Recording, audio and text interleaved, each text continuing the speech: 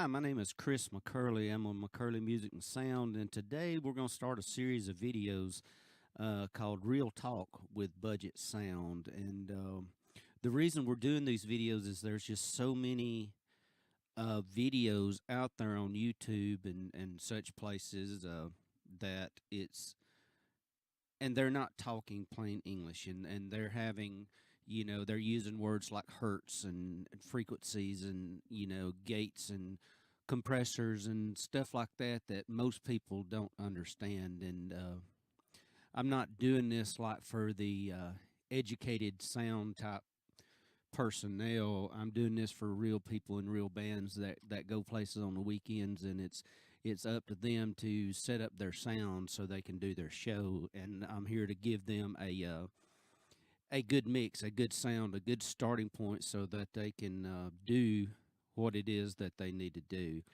And I'm also doing this for the maybe the guy that would like to get into sound and start maybe a business doing sound for his local community and even further. But the point of these videos is to let you know that no matter how small or how big or how cheap or how expensive your system is, these are the minimum steps that have to be taken to protect your equipment and as well protect your sound. Now, you don't have to have a whole lot of money to start off in the sound business, because chances are, if you're just starting off, you're not going to be doing some big concert in an arena in your state's biggest city, where there's going to be tens of thousands of people. Chances are you're going to start off small, and from anywhere from 5, 10, or 20 people up to 300 or 400, and it don't take a whole lot of money to do that few of people in what you're doing. A lot of times where bands mess up is they'll go somewhere else and they'll see another band, and they're like, man, well, we got to have this equipment if we want to sound this good. We've got to have exactly what they've got. And uh, the real talk is, no, you don't. You just have to follow these simple steps that I'm going to show you in this series of videos on how to run sound. And I'm going to do it in a way so you can get into the sound business, or you can run sound for your own band that you're in without breaking the bank. As you can see here on the screen, I have the X-Air Edit app up on my laptop here. It's a free download. I'm using the Behringer XR18 for this, and I don't work for Behringer. I'm not trying to sell you any of their products. This is the cheapest way to go and the biggest bang for your buck, because this thing comes with all the effects you're going to need. I'm going to come up here to the FX tab and just show you all these effects that are in this thing that come with what you need. So if you had this board and some cords, some mics, and whatever type of speakers your choice, you can get a good sound. And like I say, this board's $600. It comes with all the effects that you need. And it's just, I mean, to be honest, even in my bigger shows to where there's a few thousand people there, I still use Behringer products. They're good. Their digital stuff is just great. Not a big fan of their analog stuff, but the digital stuff is just great. And if you're not going to go buy any analog board of any kind with all these effects for $600, like general rule of thumb, any type of effect you need, if it's an external module that you're putting in your analog board, the effect itself is going to be $200, and the board's going to be $300 to $400. So you've already got $600 in it with just your board and one effect, and it's just this is just a good bang for your buck right here. Okay, today we're going to start off in this video. I'm going to show you how to set up a proper gain structure.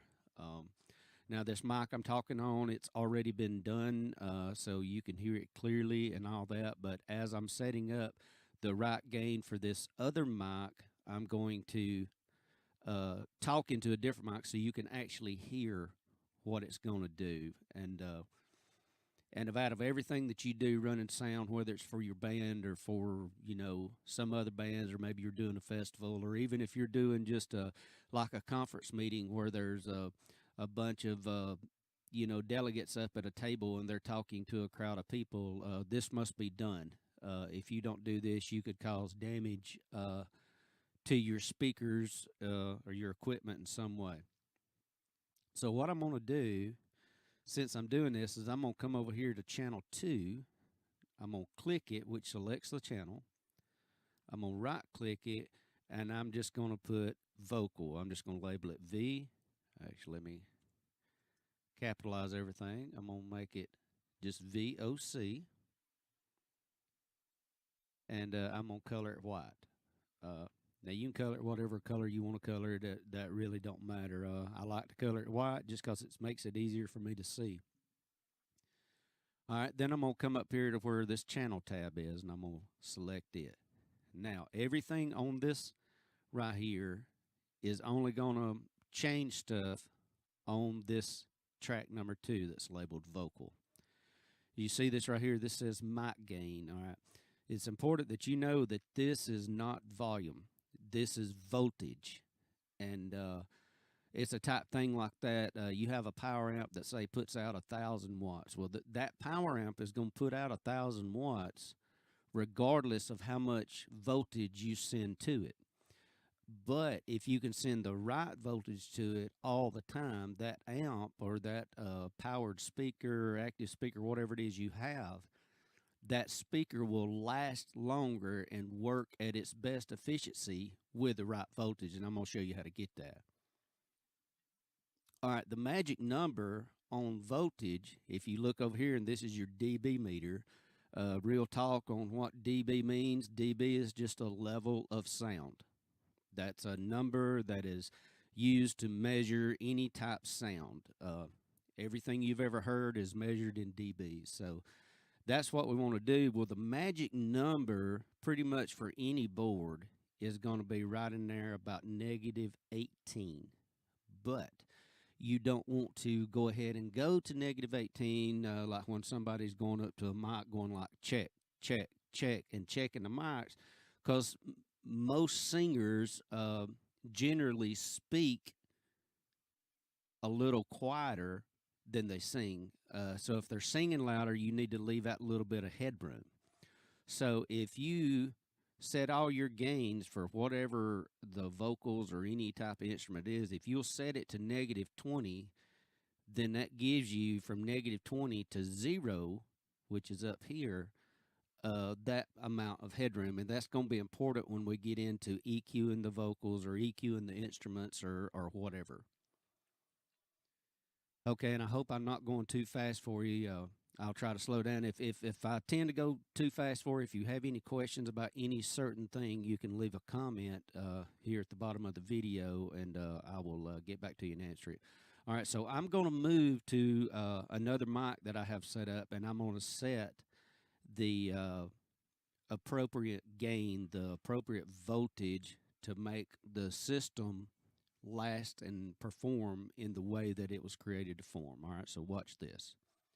Check, check, check, check, check, check, check, 1, 2, check, 1, 2, check, check, check, check, check. See, that's pretty close right there, and you can also hear the difference in the two mic. This mic that I'm speaking on now is set up with the proper gate and compression and all that. But this other mic is just kind of raw right now. I'll talk in it one more time. Check, check, check, check, check. Well, as you can see, as I'm talking in the other mic, it's going a little bit above -20, but that's okay. We're going to be able to fine tune that later on in what we do. So I'm going to come over here to this input tab. As you can see, I have added 26.5 dB to the signal coming in. Now, this signal is going to vary because some people, sing louder than others. Some genre of music, like if you're doing some type of core type metal or whatever, and they may have a screamer. Well, that's going to be a really powerful input that's coming from the singer, from the vocalist, and you have to set your gain up according to that. Okay, and this is also if you come back to your mixer here and you have all the gains set for every channel that you're going to use, if you have all of them set, then there will be no clipping. There will be no any type of speaker damage whatsoever due to input of what you're doing.